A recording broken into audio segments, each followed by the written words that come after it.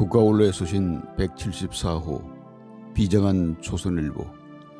사사로움에서 원한을 품고 탄핵을 주도한 세력과 야합하여 회색지대를 꾸리고 박근혜 대통령을 끌어내리는 데 크게 일조한 조선일보는 몇 년을 잠자코 지켜보았다.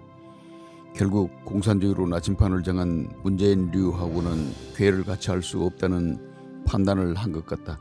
그렇지만 탄핵 세력 모두의 척을 지기에는 무언가 깨름칙하여 김무성이나 유승민, 김종인 등을 감싸 우호적인 인터뷰 기사를 실어주며 눈치를 살피다가 설립자인 개초 방응모의 호통이라도 받은 듯 인연을 안면을 몰수하고 문재인을 향해 짓기 시작했다.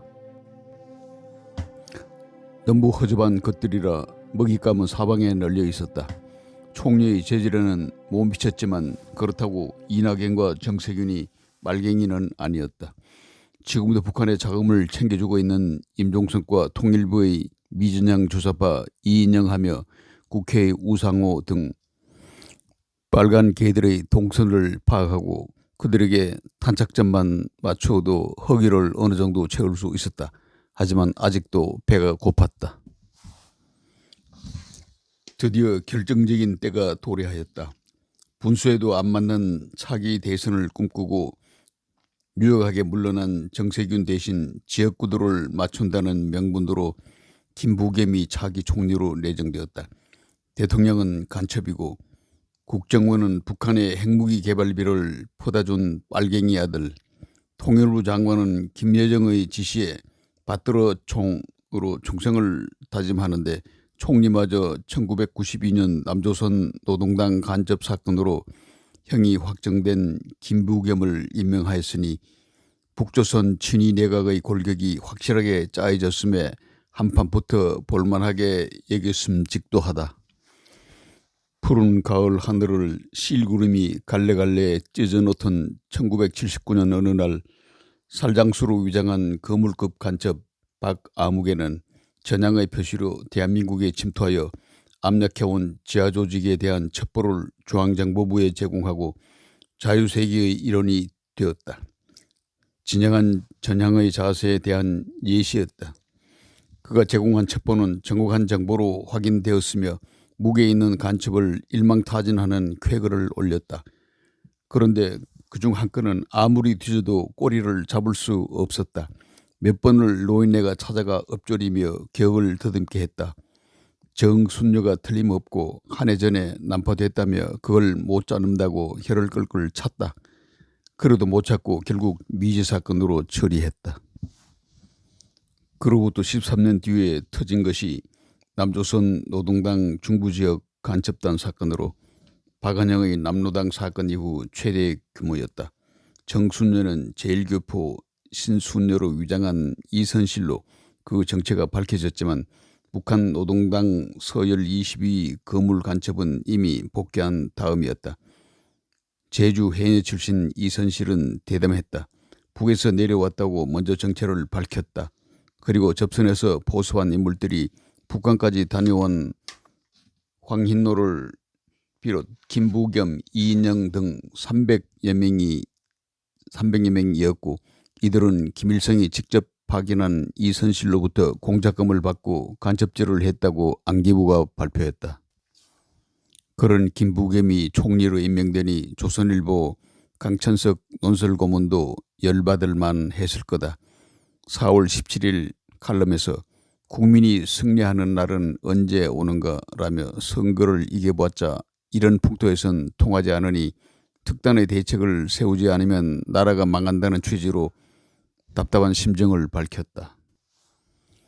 대통령은 전임 대통령들을 따라 적해진 길을 갈 것이다. 무엄하게도 현직 대통령에게 감옥은 필수 코스라고 못을 박아버렸다. 세상사를 친미 반미, 친일 반일, 친중 반중, 친북 반북이라는 이분법으로만 가르고 살아온 그와 국민은 잘못 만난 인연이니 그것이 나라의 운명이고 대통령 개인의 숙명이라면 피할 도리가 있겠느냐는 것이다. 간첩에서 전향하지 않을 것이라는 의미를 그는 대통령의 생각이 이분법에 얽며 바뀌지 않는다고 표현했다. 그러면서 국민이 차기 대선에서 이긴다 하더라도 혁명적인 방법이 없는 한 잃어버린 주권을 찾을 수 없다는 무서운 말을 겁없이 했다. 국민은 출구가 없는 고속도로를 올라탔다.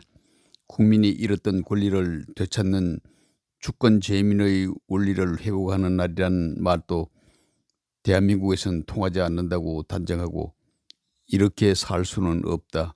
비상한 방법을 동원해서라도 승리하는 길을 뚫어야 한다고 국민을 선동한 것이다. 조선일보가 생각하는 비상한 방법은 무엇일까? 때마침 미국에서 열린 의회 청문회에서 의원들은 민주공화를 가리지 않고 김정은의 여동생 김여정 노동당 부부장의 전단 살표 비난 발언에 영향을 받아 전단금지법이 제정됐다면서 도를 넘어섰다고 격한 표현을 하였다. 문재인 정부 청문회였다. 고 조선일보 사설이 거들고 나섰다. 문재인 대통령이 자유와 민주주의를 공격하고 있다. 그 사례로 문 정부가 역사 교과서의 자유민주주의 표현에서 자유를 삭제하려 시도를 했다.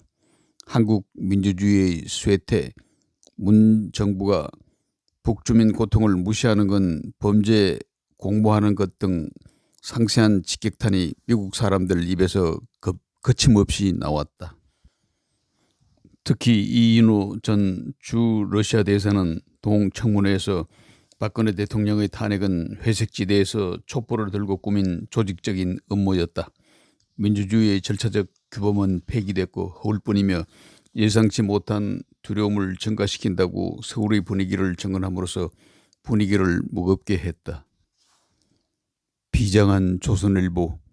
폐강을 각오하지 않고서야 아무리 민주주의가 피를 먹고 자란다지만 군부의 쿠데타나 국민적 혁명을 부추기는 위험천만한 주장을 어떻게 할 수 있겠는가.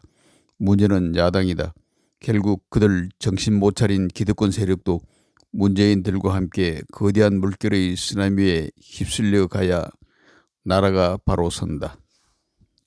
2021년 4월 17일 오늘의 조선일보에 박수를 보냅니다.